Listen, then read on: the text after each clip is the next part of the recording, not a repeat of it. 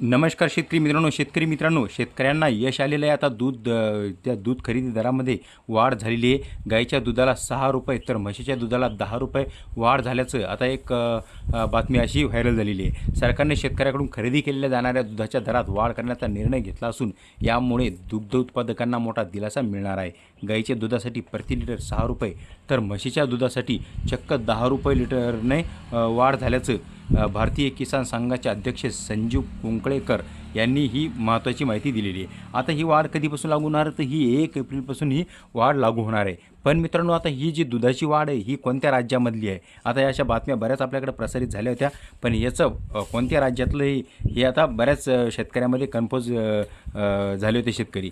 पण मित्रांनो, फोंडा म्हणजे गोव्यामधली ही बातमी आहे आणि गोव्यातील शेतकरी गोव्यातील जे सरकार आहे त्यांनी हा खूप शेतकऱ्यांसाठी महत्त्वाचा निर्णय घेतला आहे। यामध्ये कुंकळेकर यांनी सांगितलेले की संघटनेचे अध्यक्ष कुंकळेकर यांनी सांगितलेले की 10 रुपये म्हशीच्या दूध दरामध्ये वाढ, तर गाईचे दुधामध्ये सुद्धा 6 रुपयाची वाढ झालेली आहे। त्यामुळे तेथील शेतकऱ्यांना आता चांगला दिलासा मिळालेला आहे। आता असाच निर्णय महाराष्ट्रात सुद्धा होणार का, यावर आता बऱ्याच दूध उत्पादकांचं लक्ष लागून राहिलेलं आहे। महाराष्ट्रातील सरकारने सुद्धा असाच निर्णय घ्यावा।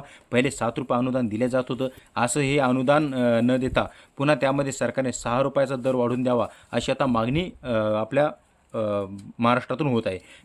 46 रुपये दर होता, तर आता त्याच्यामध्ये वाढ झालेली आहे आणि काही ठिकाणी आता जवळपास 50 पासून तर 56 रुपयापर्यंत तिथं दर मिळत आहे। अच्छा, म्हशीच्या दुधासाठी सुद्धा पहिले 56 रुपये दर होता, आता तो 40% आधारभूत किंमतीची वाढून आता तिथपर्यंत 78 रुपये दर तिथल्या गेलेला आहे। म्हणजे तिथल्या मुख्यमंत्र्यांनी सुद्धा ही अधिकृत घोषणा केलेली आहे। मुख्यमंत्री डॉक्टर प्रमोद सावंत यांच्यासोबत या विषयावर चर्चासुद्धा झालेली आहे आणि त्याच संदर्भातला आता GR सुद्धा तिथं लवकरात लवकर GR निघणार आहे। म्हणजे GR निघणार आहे आणि लवकर शेतकऱ्यांना ही दर दिले जाणार आहे। कुंकळेकर यांनी सांगितले की राज्यभरातील शेतकऱ्यांनी दूध दरवाढीसह इतर मागण्यासाठी आंदोलन केली होती आणि त्या आंदोलनाचा आम्ही पुरेपूर विचार करून शेतकऱ्यांना आम्ही दरवाढ देत आहे, दूध उत्पादकांना दरवाढ देत आहे। त्यामुळे जेणेकरून त्यांचा दूध व्यवसाय हा सुरळीत चालावा।